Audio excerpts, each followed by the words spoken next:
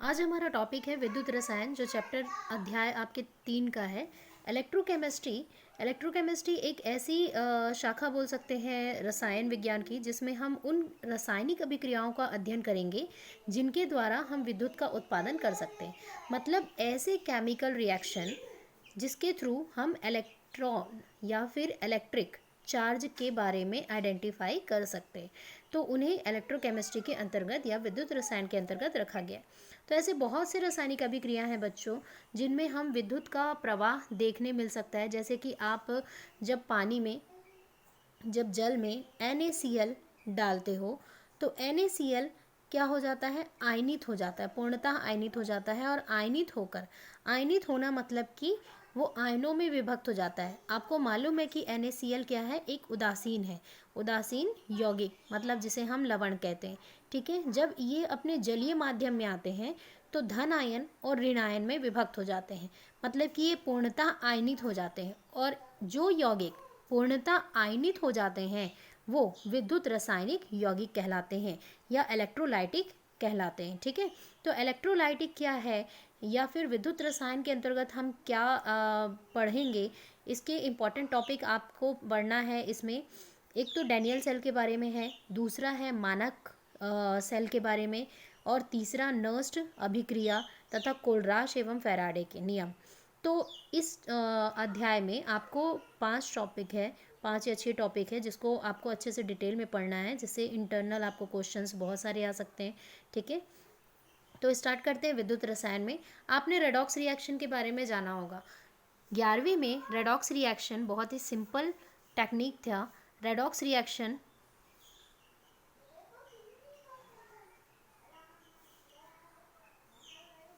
Redox reaction तो redox reaction होता क्या है? री मतलब होता है रिडक्शन,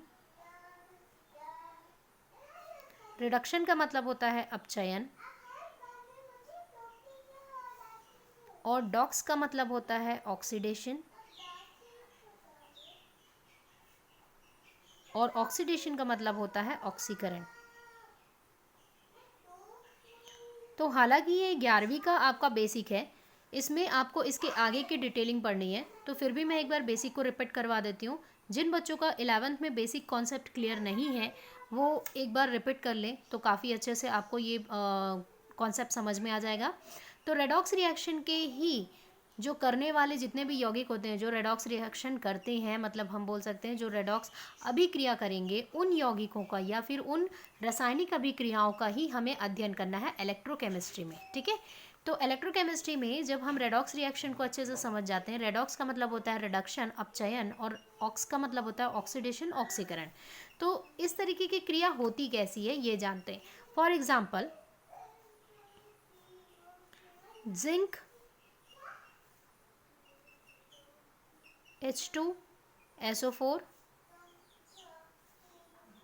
ZnSO4 प्लस H2, इस तरीके के अभिक्रियाओं को आपने देखा होगा। ठीक है, ये अभिक्रिया आपको ज़्यादातर किस में देखने को मिलती है?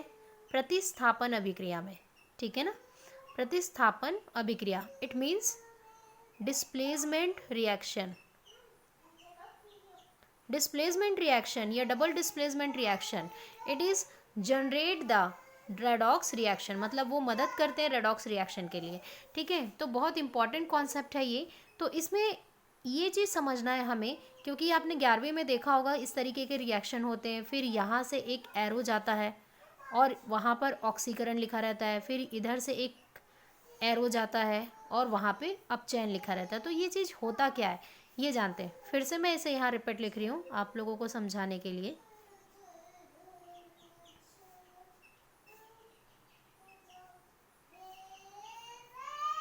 अब देखो, इस अभिक्रिया में प्रतिस्थापन अभिक्रिया हो रही है। यहाँ पे हो क्या रहा है, जो जिंक है वो H2 की जगह ले लिया है, मतलब जिंक है वो इसकी जगह ले लिया है। ठीक है, तो यहाँ पे देखो दो हाइड्रोजन मतलब एक हाइड्रोजन ने अपने एक इलेक्ट्रॉन को इसको दे दिए सल्फर को, एक हाइड्रोजन ने अपने एक इलेक्ट्रॉन सल्फर को दे दिया, मतलब इस दो हाइड्रोजन ने अपने दोनों इलेक्ट्रॉनों को इस सल्फर को दे दिया है। ठीक है, अब ये पूरी तरीके से खाली हो गया, मतलब कह सकते हैं कि ये जो हाइड्रोजन है इस सल्फर से जुड़े रहने के अलावा इसके पास और कोई चांस नहीं है, मतलब कोई रास्ता नहीं है, क्योंकि इसके पास ऑलरेडी इलेक्ट्रॉन जो थे वो सल्फर के पास आ गए। अब जिंक क्या करेगा, दो इलेक्ट्रॉनों को हाइड्रोजन को दे देगा। ठीक है, दो इलेक्ट्रॉनों को हाइड्रोजन को दे देगा, जिससे हाइड्रोजन क्या हो जाएगा, जो उसके पास इलेक्ट्रॉन नहीं थे वो दो इलेक्ट्रॉन लेगा और सल्फर से अलग होकर अपना स्वतंत्र हो जाएगा। ठीक है, और जो ये दो इलेक्ट्रॉन दे दिया हाइड्रोजन को, तो ये जिंक सल्फेट के साथ ये जो दो इलेक्ट्रॉन हाइड्रोजन के पहले से हैं उससे जाकर ये जुड़ जाएगा। ठीक है, तो प्रतिस्थापन अभिक्रिया में इस तरीके से आपको दिखाई देगा होते हुए। तो इंटरनल होता क्या है, इलेक्ट्रॉन का ट्रांसफर होता है। तो रेडॉक्स रिएक्शन क्या है, रेडॉक्स रिएक्शन बच्चों इलेक्ट्रॉन ट्रांसफर प्रोसेस है, इलेक्ट्रॉन ट्रांसफर प्रोसेस होता है। तो देखो यहाँ पे जब जिंक ने दो इलेक्ट्रॉन दिया, तो दो इलेक्ट्रॉन देने पर जिंक सल्फेट में परिवर्तित हो गया। तो दो इलेक्ट्रॉनों का त्याग करना, मतलब इलेक्ट्रॉन को त्याग करना ऑक्सीकरण, ऑक्सीकरण रिएक्शन अभिक्रिया कहलाता है। ठीक है, अब देखो ये इलेक्ट्रॉनों को लिया है ना, तो इलेक्ट्रॉनों को ग्रहण करना, मतलब इलेक्ट्रॉनों को ग्रहण करना, दो इलेक्ट्रॉनों को क्या किया, ग्रहण किया। तो हाइड्रोजन ने जब ग्रहण किया तो वो क्या कहलाया, अपचयन अभिक्रिया, रिडक्शन। ठीक है, तो इसने ग्रहण किया करके रिडक्शन, और इसने क्या किया, इलेक्ट्रॉन को त्याग दिया करके ऑक्सीडेशन।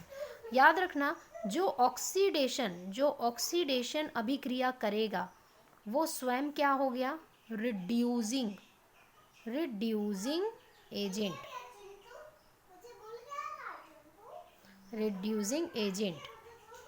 इसको हिंदी में बोलते हैं बेटा अपचायक। ठीक है, और जो इलेक्ट्रॉन को ग्रहण किया वो होता है ऑक्सीडाइजिंग एजेंट, जिसको कहते हैं ऑक्सीकारक। ठीक है, तो इस तरीके से हम पहचानते हैं जो इलेक्ट्रॉन देगा वो ऑक्सीकरण अभिक्रिया करेगा, परंतु स्वयं क्या कहलाएगा, अपचायक। जो इलेक्ट्रॉन को ग्रहण करेगा वो जो इलेक्ट्रॉन को ग्रहण करेगा वो अपचयन क्रिया करेगा, और स्वयं क्या कहलाएगा, ऑक्सीकारक। ठीक है, तो यहाँ पे ये कॉन्सेप्ट आपका क्लियर हुआ। अब इस कॉन्सेप्ट के द्वारा आप समझ सकते हो डेनियल सेल के निर्माण कैसे होती है, और हम मानक इलेक्ट्रोड के बारे में भी जानेंगे।